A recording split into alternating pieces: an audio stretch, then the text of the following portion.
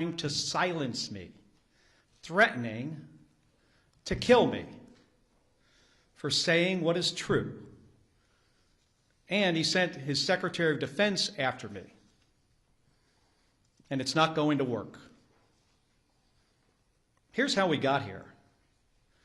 A week and a half ago, Senator Slotkin and I, along with others who also served in the military and the intelligence communities, we released a video with a simple message to service members that they must refuse illegal orders. Nothing was controversial about that. Everyone must follow the law. No one may break the law. This is pretty basic stuff. Seeing that video, here's how any other president would have responded. They would have said 2 words, "Of course." But that's not how this president responded. We've become so accustomed to Donald Trump's behavior that it is worth emphasizing. The President of the United States said that 2 U.S. senators and 4 members of the House of Representatives should be arrested, hanged, executed for something we said, for something that is true. My family knows the cost of political violence. My wife, Gabby, was shot in the head and nearly died while speaking with her constituents. The president should understand this too. He has been the target of political violence himself. The Speaker of the Minnesota House of Representatives, Melissa Hortman, and her husband were murdered in their home this year. The Governor of Pennsylvania, Josh Shapiro, had his house firebombed this year. Then Charlie Kirk was assassinated at Utah Valley University, a place I visited just a few weeks ago with Republican Senator John Curtis. Faced with a wave like this, every other president we have ever had in the history of this nation would have tried to heal the country. But we all know Donald Trump. He uses every single opportunity to divide us. And that's dangerous. The president's words carry tremendous weight. People listen to him. And he knows that. And that's exactly why he does what he does. He makes these threats to silence people. And if that doesn't work, he abuses his power to intimidate people. And with the consent of Republicans in the United States Senate, he has surrounded himself with people like the Secretary of Defense, Pete Hegseth, who will do whatever he says with no question, no matter what. Trump and Hegseth, they care more about publicity than they do about the rule of law. That's how I ended up finding out via a tweet that the Secretary of Defense was ordering an investigation into me. The same Secretary of Defense who has, from the moment he was nominated, has been historically unqualified for this position. The same Secretary of Defense who is reported to have ordered a second strike to kill shipwreck survivors in the Caribbean. If there is anyone who needs to answer questions in public and under oath, it is Pete Hegseth. It's a dangerous moment for the United States of America when the president and his loyalists use every lever of power to silence United States senators for speaking up. But we all know that this isn't about me, and it's not about the others in that video. They're trying to send a message to retired service members, to government employees, to members of the military, to elected officials, and to all Americans who are thinking about speaking up. You better keep your mouth shut or else. This has been a singular focus of President Trump's second term. Not addressing costs, not creating jobs, intimidating people, and going after the people he views as his political opponents. He's done it to companies. You better write a check to build my ballroom, or I might not approve your merger. He's done it with universities. You better fire your president, or I'll pull your research funding. He's even done it to late-night hosts. You better not make jokes that I do not like, or I'll get you taken off the air, and I'm going to take your company's broadcast license. And he does it every week with Republicans in the House and the Senate. You better toe the party line, or I'll make sure you never get reelected. Folks, this comes at a cost. And not only to American companies, colleges, and comedians. It damages every American's freedom of speech and the balance of powers that form the foundation of our democracy. Because when Republicans in Congress are too afraid to disagree with this president, it means that his bad ideas go unchallenged. He has slapped reckless tariffs on countries across the globe, skyrocketing the cost of everything from groceries to school supplies. Republicans historically, well, at least a year ago, they hated tariffs. But when it comes to voting to undo them, they are too afraid of Donald Trump.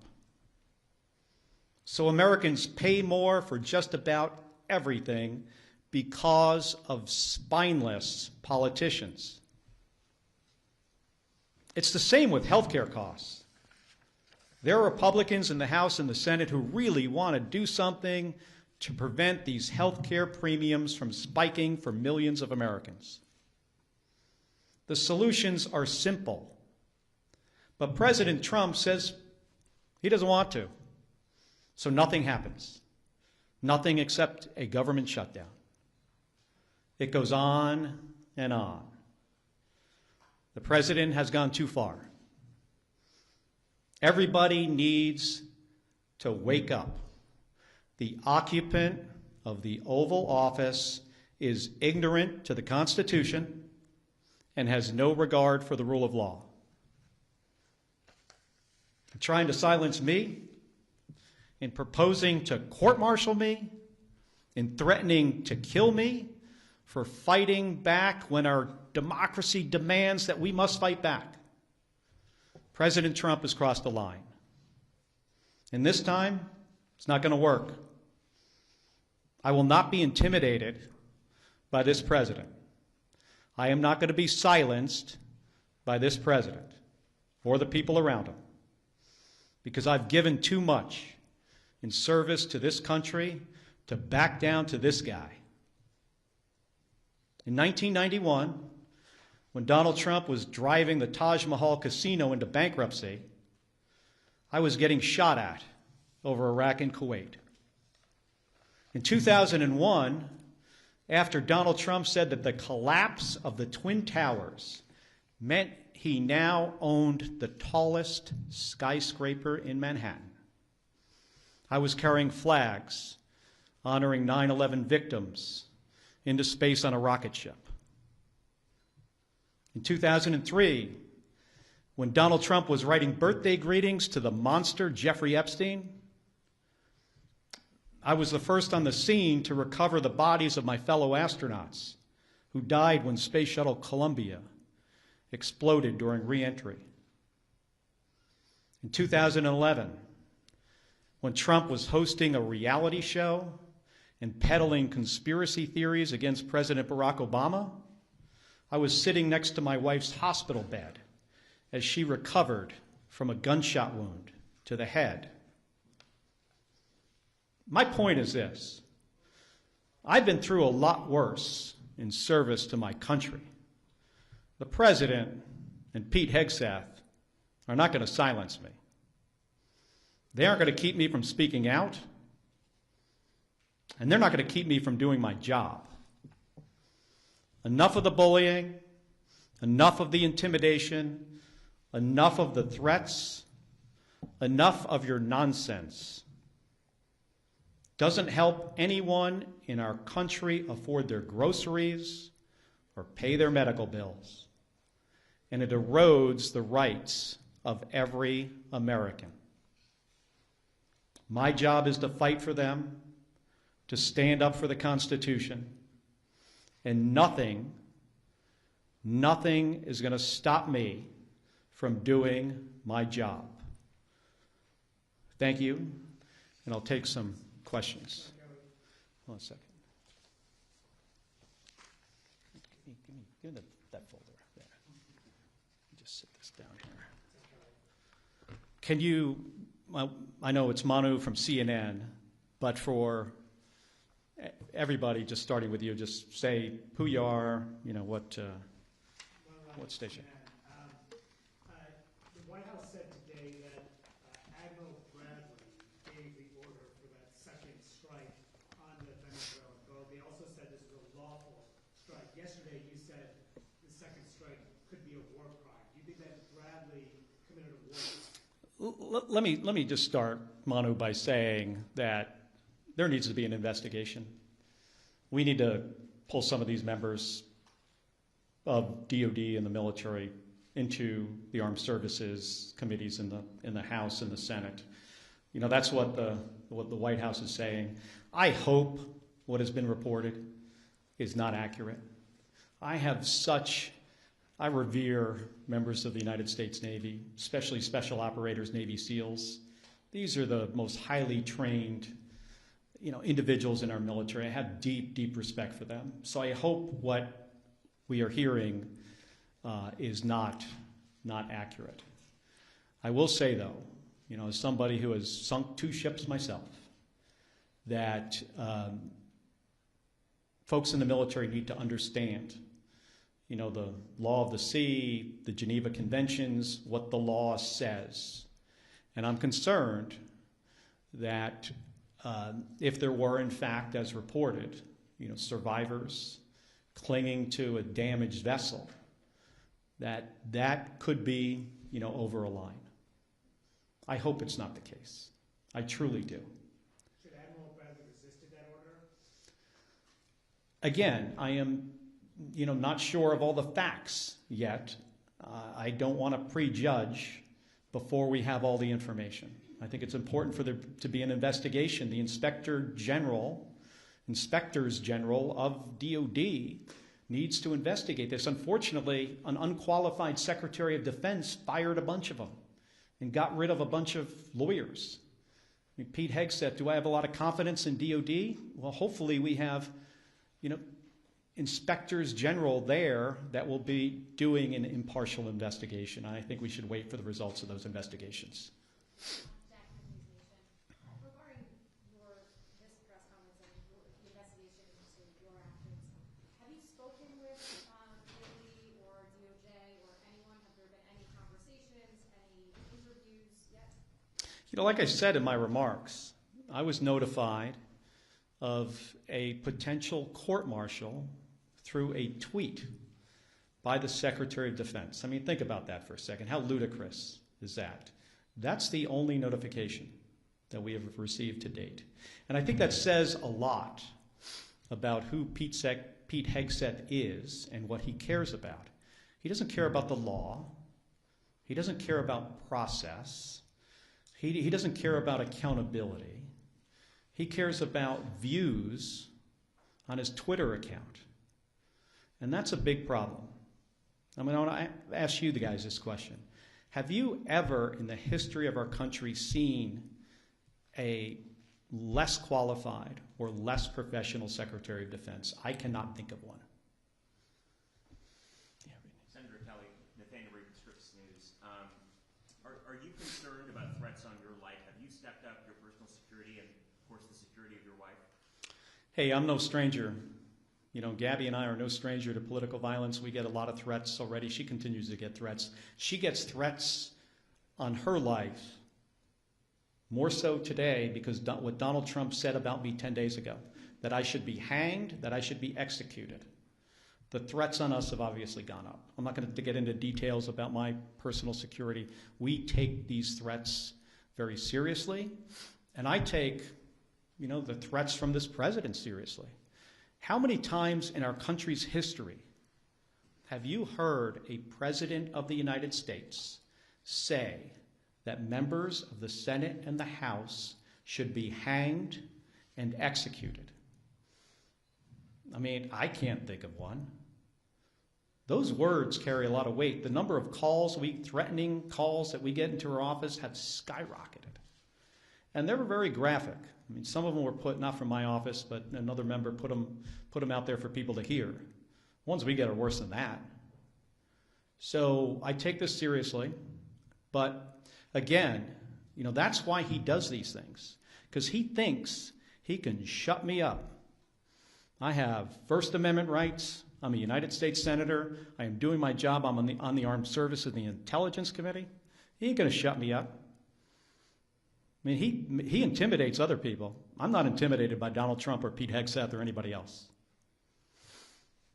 Thank you, Senator Nicole Killian with CBS News. Yeah. Are you aware, just back on Venezuela, are you aware of whether or not the Secretary has had, and Secretary Hegseth, that is, if he's had any conversations with any members of the Armed Services Committee, and in terms of these calls to investigate, do you believe the Secretary and Admiral Bradley should appear before the Armed Services? They absolutely should appear. You know, I've talked to the chairman of Armed Services about it and the ranking member. They should absolutely appear. I'm not so confident they will. This is not an administration that tends to follow any norms.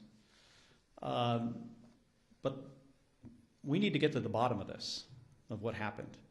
And we are not Russia and Iraq. I'm really concerned if the reporting is correct. Again, I hope the reporting about this incident is not accurate. What the White House said today actually indicated it might be, but we're going to have to see. Going back to the DOJ matter, are you considering any legal action for the threats of being court-martialed or any of the tweets or threats of investigations? You mean like me suing Donald Trump for what he said? I think what he said about us is dangerous. It's ridiculous. It is a violation of our constitutional rights as Americans and our rights as senators to do our job, and he's trying to intimidate us. But I have not considered that, not at this point. Yeah. Thank you, Senator. Senator Veronica Secretary from Washington State. Do you see this as fundamentally First Amendment issue for you that you want to highlight against the president who's trying to silence you? And how do you see the whole process playing out? Well, again, this isn't really about me. And that's why I think people are kind of got this a little bit off here. It's not about me. It's not about the other 5 members in the video. It's not about Alyssa Slotkin, Chris DeLuzio, Chrissy Houlihan, Jason Crow, Maggie Goodlander. It's not about us. This is about a president who doesn't want anybody to say anything that he does not like. I don't think he understands the Constitution. I'm serious about this. I think he is ignorant to the Constitution and the rule of law. And he just wants to silence us, and it starts with us. And that's one of the reasons people say, well, why wouldn't you just back off? Because this isn't about me. This is about what he will do next. Who's he going to go after next? Which service member? Which government employee? Which citizen who decides to say something that this president doesn't like, and then he goes after them, in my case with the Secretary of Defense? Who knows what's next? With the Attorney General? I mean, this DOJ has been just, attacking people for all kinds of stuff. And what's next? Our First Amendment rights? Ain't happening. No,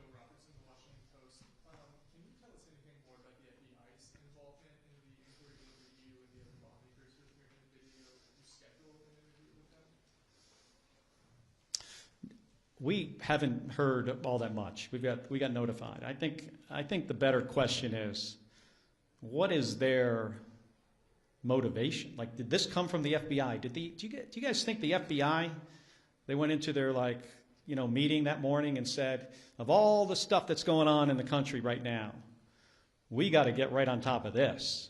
These guys said something the president didn't like, and now we've got to do something about it.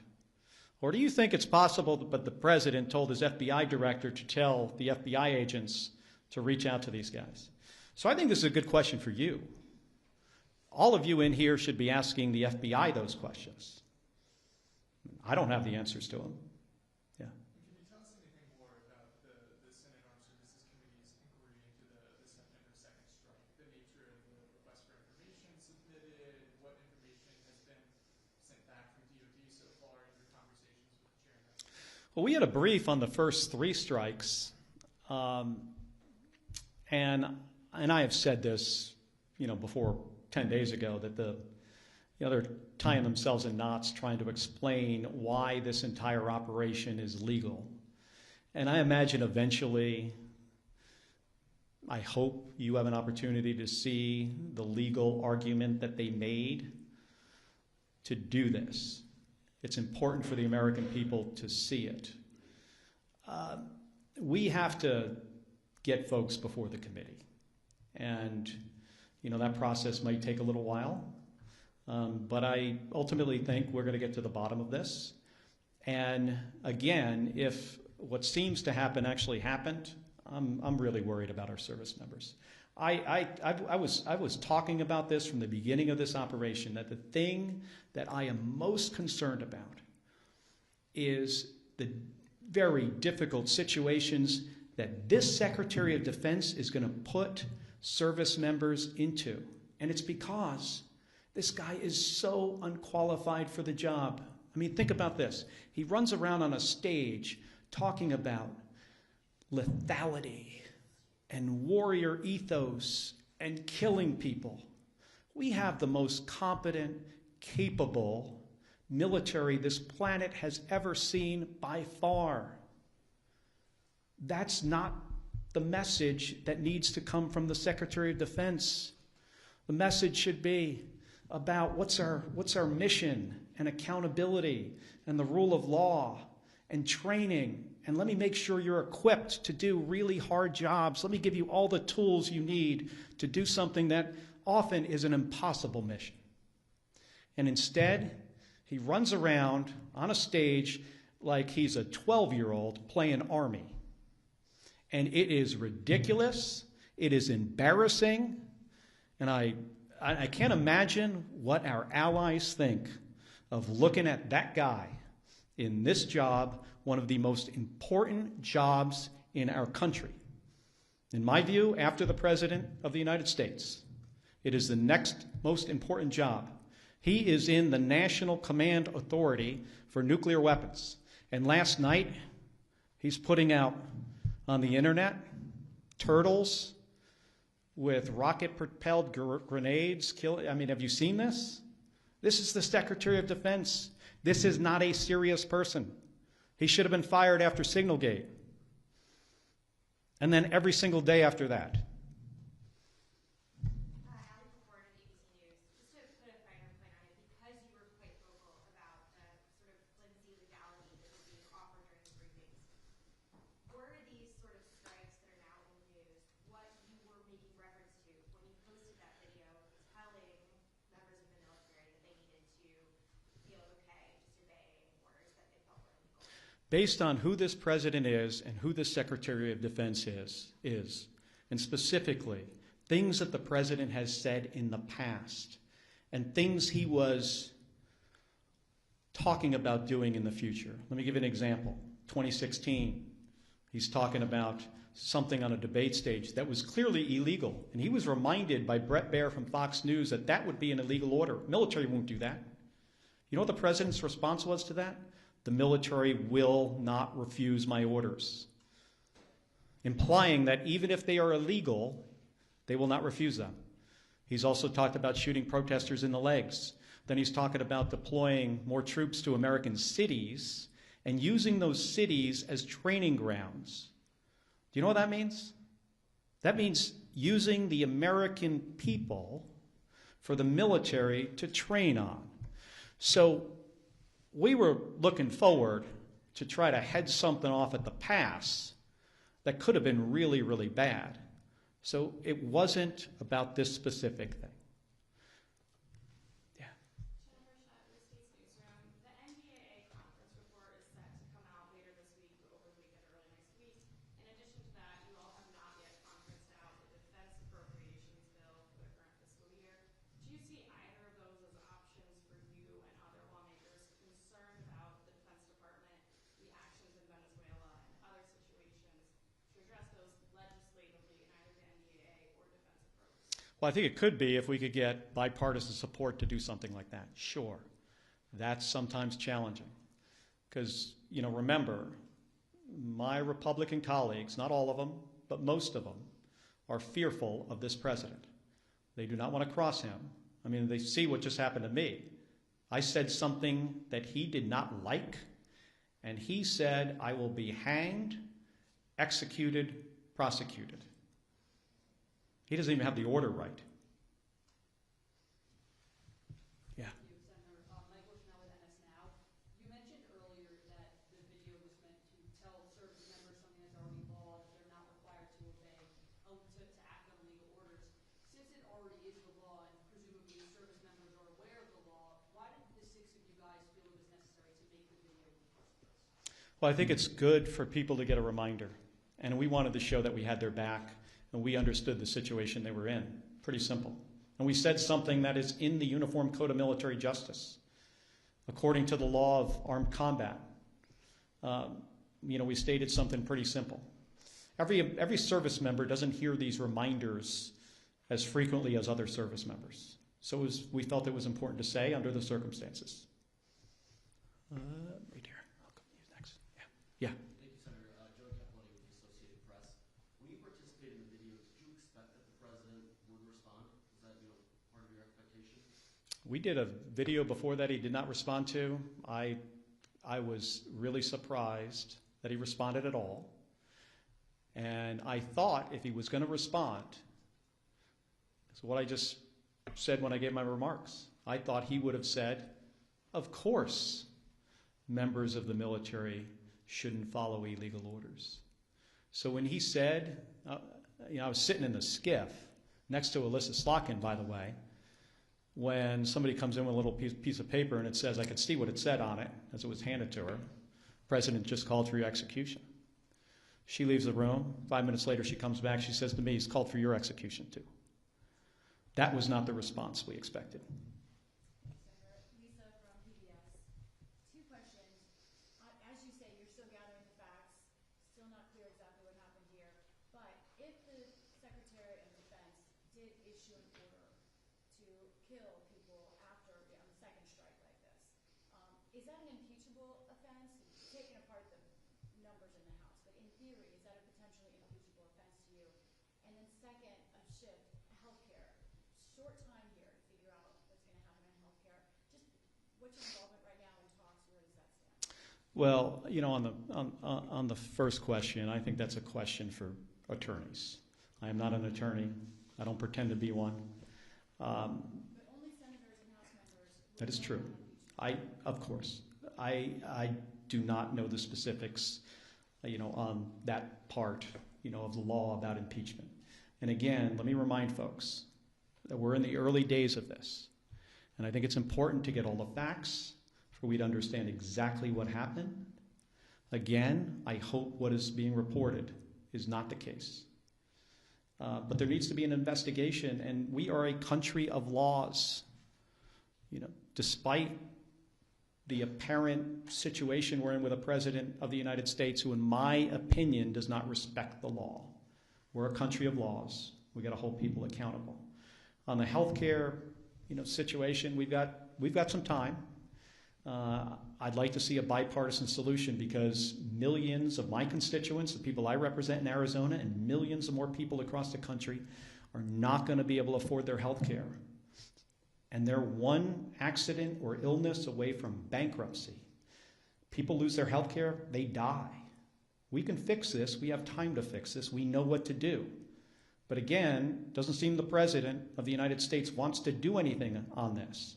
If he wants to help the American people, he should engage with the United States Congress on fixing this spiking of premiums, fixing this issue. Have you, Liz Ruskin, Alaska Public Media, have you received messages of support, public or private, from your Republican colleagues? Yes. And some of it's public.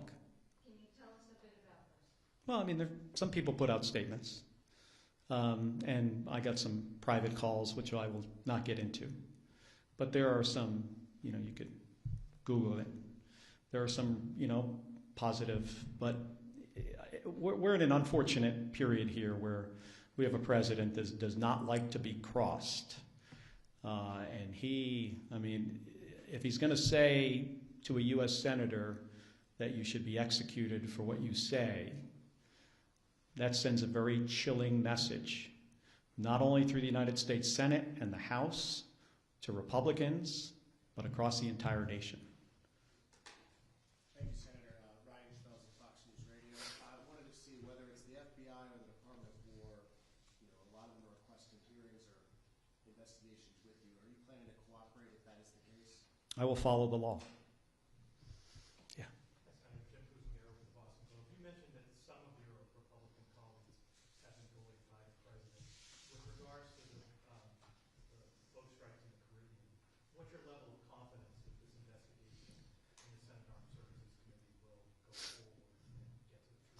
I have confidence, tremendous confidence in the chairman of the Armed Services Committee, Roger Wicker, senator from Mississippi, and the ranking member, Jack Reed. And I've spoken to him about this, and I know he's going to try to do a thorough job. Where I don't have a lot of confidence is in the Secretary of Defense and what he has done to this department, firing JAG officers, firing inspectors general. He's decimated it. Firing people in the leadership of DOD just because of the color of their skin or if they were a woman. So I have about zero confidence in the Secretary of Defense. I have tremendous confidence in the chairman of the Armed Services Committee.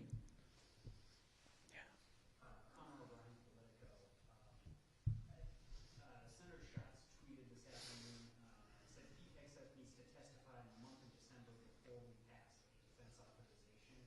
And I'm just curious, as a member of Armed Services, do you agree with that approach? Should Democrats be open to potentially, holding up NDA to leverage testimony, information, whatever in this process? I spent 25 years in the United States Navy. I understand the importance of the defense bill and the programs that we authorize and the changes we make to policy through that piece of legislation. I've talked to Senator Schatz, and we'll continue to talk about this, but in general, my view, on this is we've got to be very thoughtful about how we handle the process of the defense bill. Yes. Yeah. Just to clarify, you were not briefed on the double tap of the first strike. None of your briefings had included that. If HEXET will not testify, will you call on Admiral Halsey of Southcom to come in and testify? And then lastly, on Venezuela, should the United States strike inside Venezuelan territory, do you think that is legal? So I'm going to have a conversation with the chairman and the ranking member about who specifically, we bring in to testify, whether we do it in public or not. I would generally prefer public hearing. We should probably do both. One in a classified setting, one publicly, so the American people could see. I'm still trying to figure out the justification that Donald Trump has if he was to, conduct kinetic strikes into Venezuela. What's the goal? Why hasn't he communicated this to the American people? That's the job of the president, to lay out a case before we go to war. And if it is about removing Maduro, how do you square that with pardoning Juan Hernandez, who is basically the same guy from a different country, who got sentenced to 45 years in prison, and he's barely been there? He's probably hasn't even gotten settled in yet, and the president's going to release them? Doesn't make any sense. And I'll tell you what, regime change as a policy of the United States generally in our history has not worked out well. Think of South Vietnam. Think of the Bay of Pigs, Iraq and Afghanistan. It results in the deaths of U.S. service members without the intended outcome. And in this case, I don't even think we know the intended outcome. President needs to make a case to the American people when he is about to put thousands of American men and women in harm's way. This is not the way to manage the U.S. military. Hey, I want to thank all of you for spending the time here today. I'm sorry the room is so warm in here, but we'll cool it down next time. Thank you. Appreciate it.